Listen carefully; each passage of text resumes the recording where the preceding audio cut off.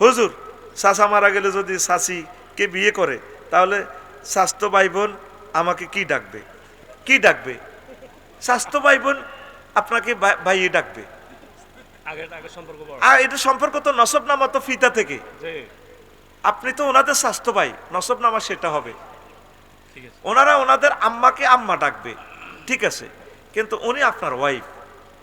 শরীয়তকে শরীয়তের জায়গা রাখে। আমরা তো শরম লাগে মনে, আমরা শরম, কিতাবের নাম শরম। এই জন্য তো শাশির সাথে দেখা দেওয়া জায়েজ নাই।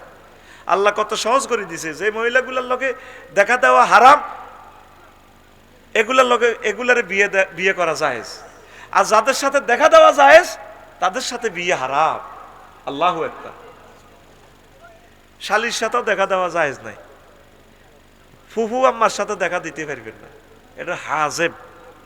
আপনার বোর ফুফু আম্মা, আপনার বোর, তারপরে কি খালা খালা খালা বঞ্জি, একসাথে বিয়ে জায়েজ নাই। তবে বোরে যদি তালাক দিয়েলাম, বা রে তোর খালা তো দে আরো ডকের, তাহলে খালারে বিয়ে করতে পারবেন, ওরা হাসে হাতে, বুঝছেন? শরীয়তকে শরীয়তের জায়গা রাখবেন। ধন্যবাদ।